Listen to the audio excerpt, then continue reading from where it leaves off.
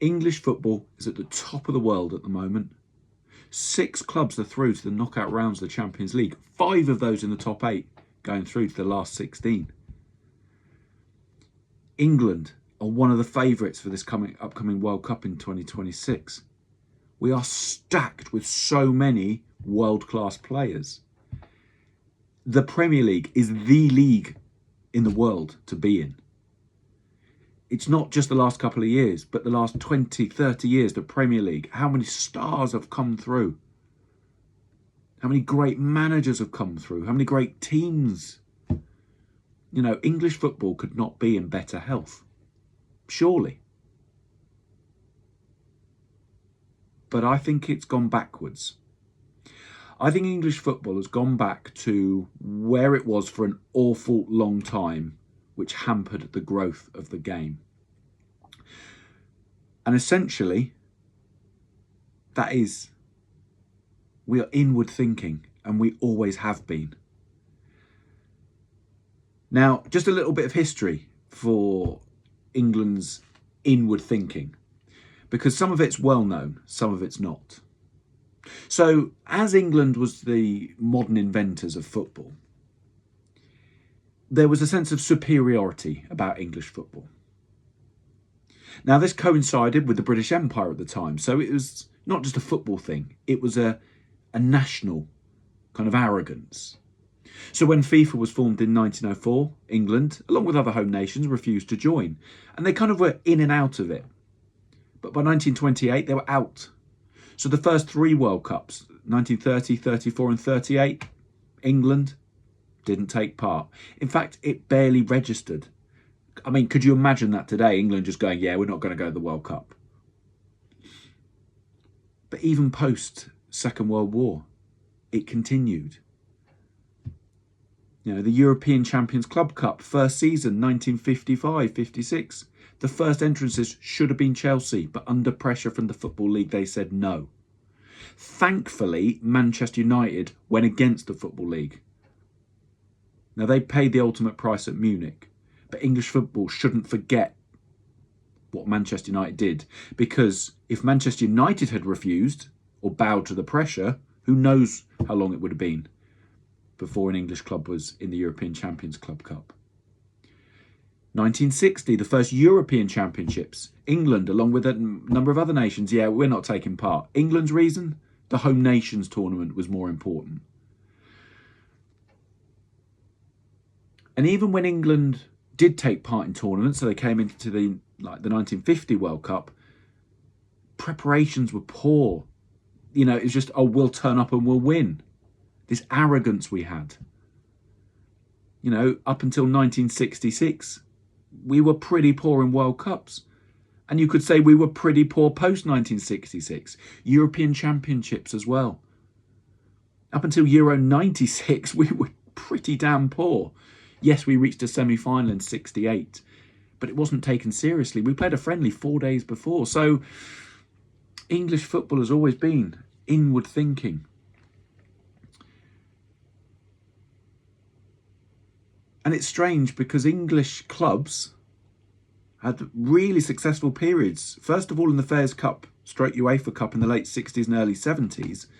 And then in the European Champions Club Cup itself, where from 1977 to 85, there was only one final without an English club. Every other final, England had winners. Forest, Villa, Liverpool.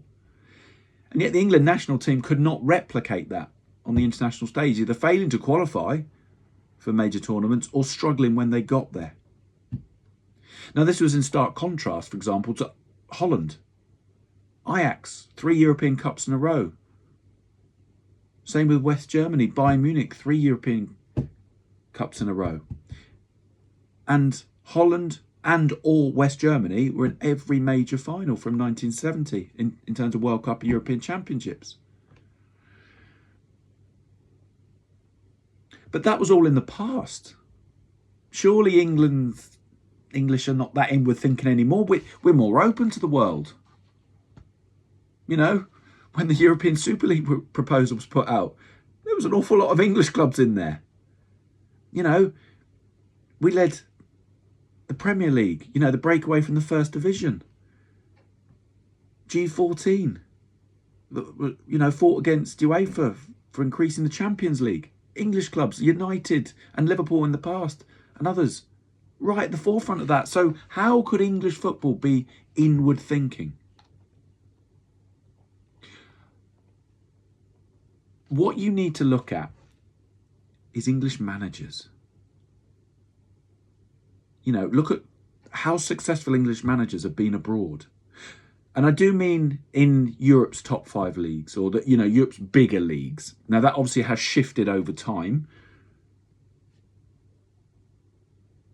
But let's look at England itself, you know, English competition. So the last English manager to win the title was Howard Wilkinson, 91-92. It was still called the First Division. The FA Cup, Joe Royle, Everton, 1995. The League Cup, well, but Eddie Howe won it last season with Newcastle, but the previous winner to the English winner to that was Steve McLaren in 03-04 with Middlesbrough. And what about English managers abroad as well? I mean, our most successful managers abroad are Terry Venables, Steve McLaren, Bobby Robson, Roy Hodgson. Not exactly names today in terms of they're still managing. So, I mean, let's take McLaren. He won it after the England job. You know, he failed miserably with England. Goes and wins a title with RZ in Holland when the Dutch league was still pretty good. But his spell subsequently back in England, Forest, Derby, Newcastle, didn't exactly set the world on fire. Bobby Robson. Now, his reputation is completely intact. But his success in Europe came after England. PSV, Porto, Barcelona. One of the things he's most remembered for is not what he actually won, but because Jose Mourinho was there. First of it as an interpreter, then assistant manager. But these are names and titles like Bobby Robson was the 90s. You know, further back, Malcolm Allison. Again, had a good run with Joe Mercer at Man City in the late 60s and early 70s, but by the time he's winning a title and a double with Sporting Lisbon, it's the early 80s. His reputation in England is low. But what about English players abroad? Surely Jude Bellingham, Harry Kane. Come on, Christian. But they're outliers. Our most successful players abroad are Kevin Keegan, Chris Waddle, McManaman. Of those three, McManaman was the only one to win the European Champions Club Cup or the Champions League. Obviously, Keegan and Waddle got to finals. I mean, Gary Lineker, Glenn Hoddle. But, you know, English football should be making a bigger impact in the world, and especially on European football, and we don't. And the reason I say we are inward looking again is the Premier League. We have this thing that we think, well, all the great players play here, almost all of them. All the great managers come here, so why would our players and managers need to go abroad? Surely they can learn everything. You know, you just have to watch Pep or Klopp when he was here. But therein lies a slight problem. Because while football is a very basic game, 2 sides, 11 each, 1 ball, 2 goals, who scores the most wins. It's the way that football is taught. It's the way football is learnt abroad. You know, Serie A, for example. There's a lot of nostalgia for Serie A in the 90s, and that's where you went. As a star player, it wasn't the Premier League or Bundesliga or La Liga, it was Serie A. And, you know, Italian teams dominated Europe, you know, and it was just, on the face of it, it was, you know, it looked great. But the games were very tactical. It didn't have the ebb and the flow of the Premier League. You know, English players did struggle in Italy, you know, whenever they went. There was a few successes, David Platt, but most players struggled in Italy. But what difference does it make now? It's like when you would come to look at the next England manager. Honestly, when we kind of compile the candidates, okay, Eddie Howe's now won a trophy, but last time it was like, what's the best an England manager has done? Oh, they've got to mid-table in the Premier League, or they've managed to get a Europa League spot. Or, in the case of Eddie Howe, gets Newcastle a Champions League spot, but they don't exactly go far in the competition. There's not managers there you go, wow, he's won 4 or 5 trophies and, you know, big trophies, and or he's won a league title. Now, it doesn't mean that if you had an English manager who had loads of like titles that it would be an instant success. But this is why I always feel that England, especially at the national level and even club level, we let ourselves down. Because especially at international level, it's very rare when England play the top teams that we ever control a game for periods. We are always dominated. You know, Spain in 2024. Even Italy in 2021, the European Championships finals, we let them dominate. I still never see an England team go through 90 minutes and slow the game down and speed it up when they want. They always seem to be dancing to the tune of the opposition. And I think that's always because the Premier League is so fast-paced. It's back and forth, you know. Liverpool, Manchester City, you know, it ebbed and flowed. It's a fantastic watch. But sometimes you need a bit more of a tactical know-how. You know, and when people say, oh, but, you know, the great managers you can learn here. When are English managers getting a chance? You know, they're not really getting the chances. So when they, you know, we've had a couple at Chelsea. Potter went to Chelsea, Lampard. Did they really get a fair crack of the whip? And is that really the most stable club?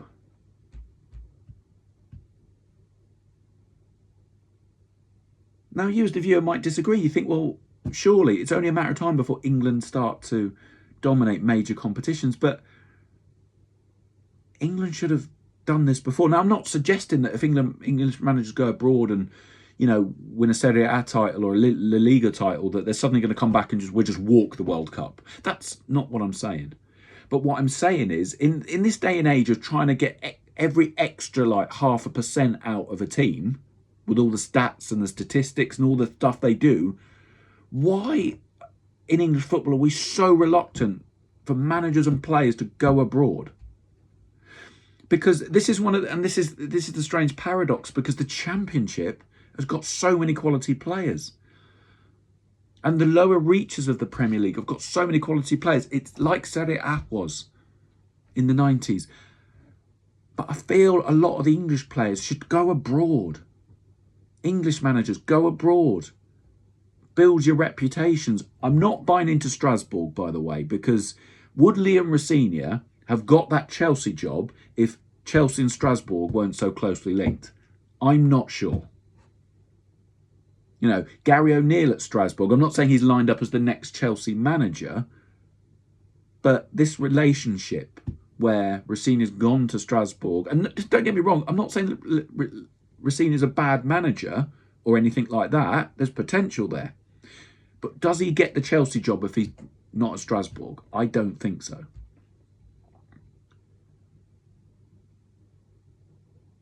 So this is why I think English football is still inward looking.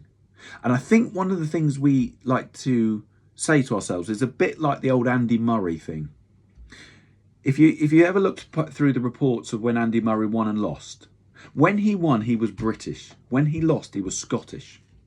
Now, England, when you look at the First Division, because, well, okay, you can use the Premier League because Sir Alex Ferguson, it was mainly English managers, but Scottish as well. And I think we confuse ourselves because we think, but Gareth Bale went abroad.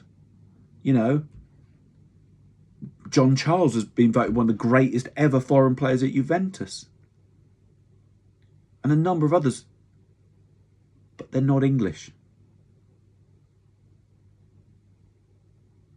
And as I say, I think we do confuse this, oh, but, You know, the English thing doesn't really stand out as much as it should. I think as well, when you come to compare the great managers of all time, you know, the names from England get mentioned. Bob Paisley, you know, Brian Clough. But they won all their trophies in England. I know they won European Champions Club Cups, but it's all with English clubs. Now, there has been an influx recent, you know, in the last kind of 5-6 years of English players going to Serie A. And a little bit before that, and around that time as well, there was an influx of English players going to the Bundesliga. But I look at the Serie A players, you know, I know some of them are back in England now, but Tammy Abraham, Ashley Young, Chris Smalling, Tomori, even Trippier and Gallagher. Were they, you know, number ones on the England team sheet? No. Were they squad players? Yeah, but occasional squad players. None of them you would have gone, well, Trippier, he was the only one at one point that you like, he's our right back. And I kind of feel that because they're not playing in the Premier League, yes, they're being looked at for England, but I don't think they're being considered. And I'm not saying that Tammy Abraham is the best striker and should be, you know, or Tomori is the best defender. But I think we still look at it from our shores and go, well, they're playing abroad, but, you know, are they that good? The Serie A is not as good. So what I'd like to see is England and, you know, England come out of this isolation that we think we're not in, but I think we are. And instead of thinking, but we can achieve everything by bringing everything to England, the great managers, the great players, I'd like to see a lot more English players go abroad and a lot more English managers come, you know, go abroad. So, and it's not going to be an overnight success. We know that. But I would like to think in about 15, 20 years' time, when they go, right, who's the next England manager going to be? It's not going to be Mr. A, foreign, won loads of titles here, there and everywhere. Mr. B, foreign, won titles here, there and everywhere. And about 34th down the list is an English manager, his best achievement, 9th in the Premier League. A runners-up in the League Cup. 2 seasons in Europe, but didn't get beyond the last 16. That's a damning indictment of where English football really is. You know, and if you don't agree with me, go and look at the list of candidates before Thomas Tuchel got the job and start adding up all the trophies that English managers have won and where, if they did, where they won them. Because trust me, it ain't a long list and it won't take you a long time. We need to get our head out of our arses and stop going, oh, but the Premier League is the greatest ever. It might be. But if we actually want to start winning something on the international stage and be consistent, then we need that know-how, what you'd learn from games and training in Italy, games and training in La Liga, different weather conditions. So when we go to a tournament, we haven't got a 26-man squad and 24 of the players are English-based. Because that's what always happens. Oh, but they play in the Champions League. Yeah. But how many games is that? They still train in England to play in the Champions League. They still, you know, weather conditions in England majority of the time. And trust me, it's like saying, well, I don't need to go on holiday anywhere because I can just watch the videos on YouTube and I can just read the books about the country. That's not, that sounds stupid, but that's to me where English football is at and has been for so long. So can we get out of this? Do you agree or disagree? I think the one thing you can't disagree, though, is the lack of success for English managers. It's poor. Premier League, no English manager has ever won it. The FA Cup, 1995. Most of you, the viewers watching this video, probably wouldn't have been born when that happened. But let me know in the comments below what you think. Is English football still inward thinking? Or do you think we're in a good place and we'll just get better and better the way we're going? Let me know.